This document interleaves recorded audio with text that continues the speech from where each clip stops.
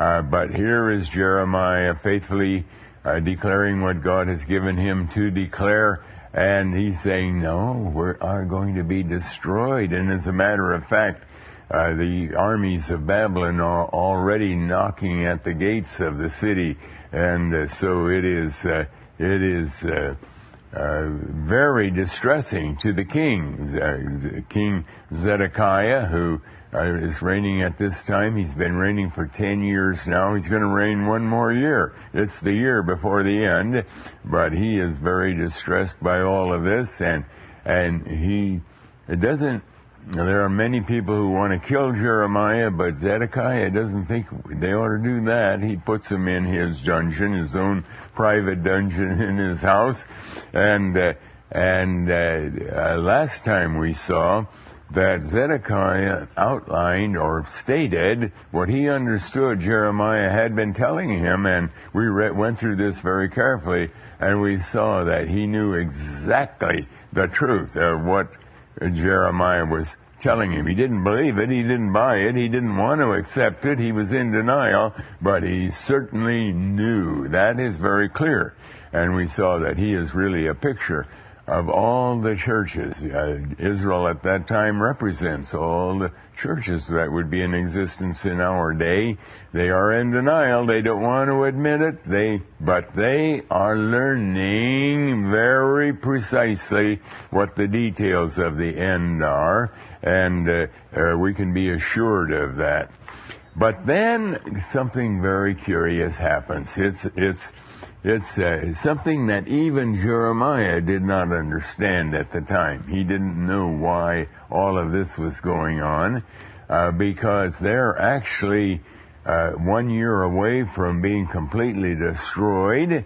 And as a matter of fact, it's the year 588 BC, which is exactly 49 years before Babylon would be conquered by the Medes and the Persians. And 49, of course, features 7 times 7. It's a very propitious year. And numbers, we have learned a long time that Christ spoke in parables, and that means that a word can have a spiritual meaning that completely expands the use of that word or phrase in the Bible. And so God does the same thing with the words that form the numbers of the Bible. The number 7 is the number of perfect fulfillment. And when you get 7 times 7, you get perfect fulfillment. Now we're looking at Jeremiah, and he is told to do something that's very peculiar. Very peculiar. Because remember, Jerusalem is about to be destroyed, and Jeremiah believes that with all his heart. Jerusalem is going to be destroyed, and Nebuchadnezzar is going to rule there. And then he is told in verse 6, let's begin in Jeremiah 32, verse 6. God declares, and Jeremiah said, the word of Jehovah came unto me, saying, Behold, Hanameel, the son of Shallum, thine uncle, shall come unto thee, saying, Buy thee my field that is in Anathoth, for the right of redemption is thine to buy it. What a peculiar thing to do. They're about to be destroyed. And like I said, we know that destruction was going to be very real, and actually they were never going to get back there for a whole 49 years. And now God is telling him to buy a field in Anathoth, which is the home county or the home area where Jeremiah was born and raised. And he happened to be qualified by his blood relationship to Hanameel, his nephew apparently, or at least a very close relative.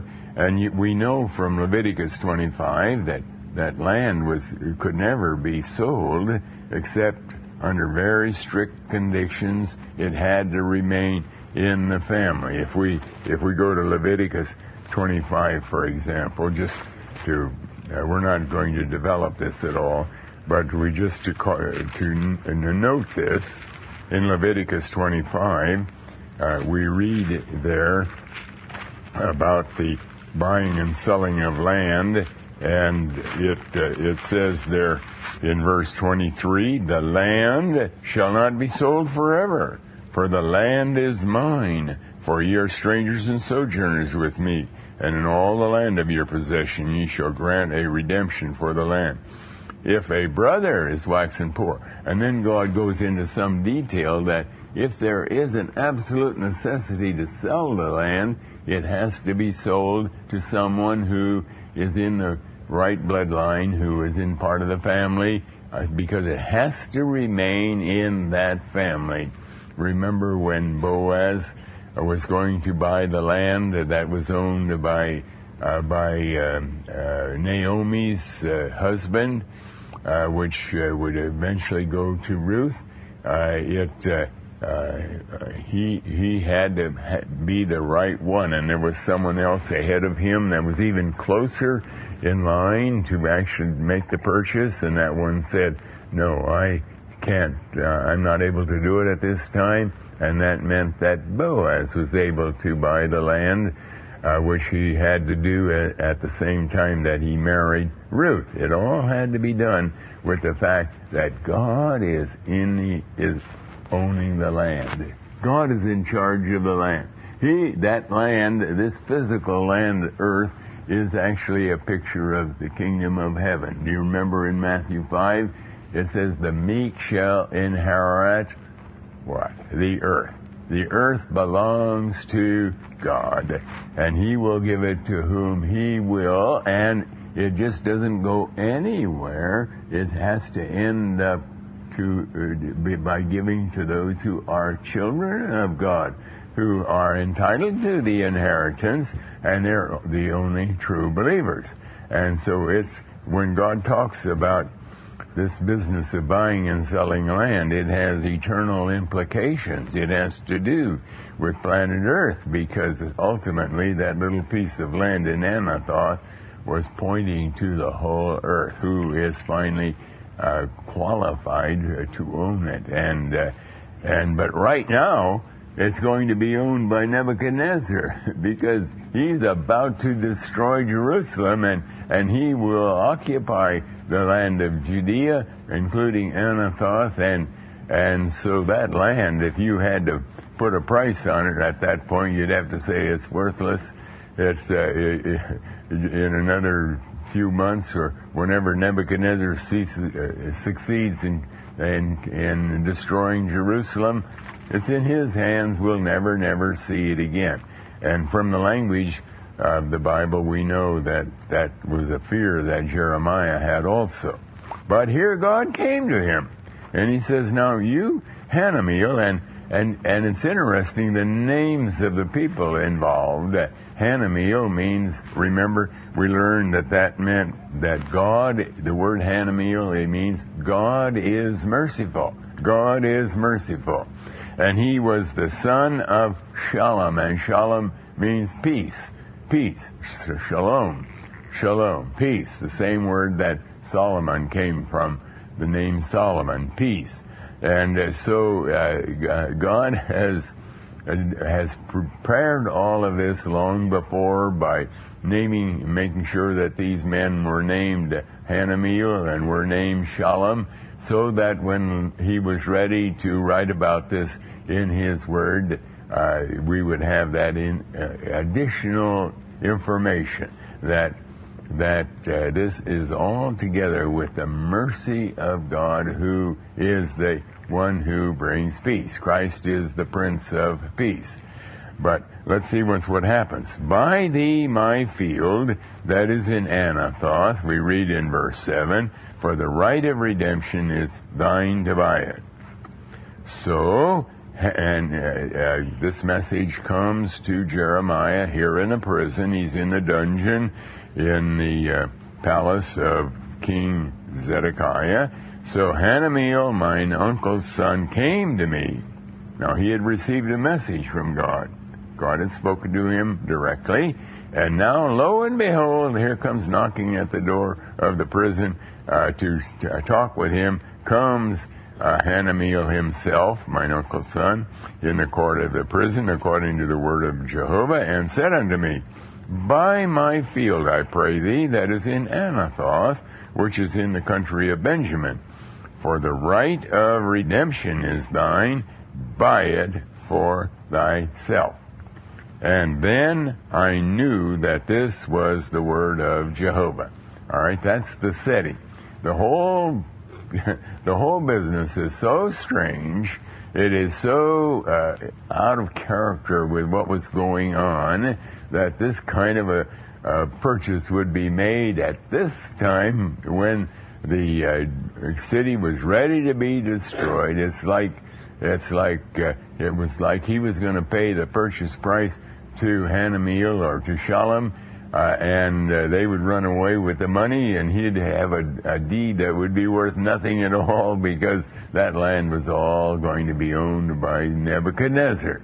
And so the whole thing could look like a scam of some kind. But God had prepared it very carefully. God wants this thing to go through because in it God is going to give us a very, very interesting emphasis on the fact that He will accomplish everything that He talks about in connection with a new heaven and a new earth, and the fact that Satan finally will not win because Nebuchadnezzar typified Satan. So, we read in verse 9, And I bought the field of Hanamiel, my uncle's son, that was in Anathoth, and weighed him the money, 17 shekels of silver. Well, that's very interesting. Why does God give us a number, 17 shekels of silver? But even more interesting is the fact that when you read the next number of verses, you find that God is working overtime, so to speak, to assure us that this purchase was well known. It was clearly known. Look, I'm just going to read a few verses here. Verse 9, I bought the field of Hanamiel, my uncle's son, that was in Anathoth, and weighed him the money, 17 shekels of silver, and I subscribed the evidence.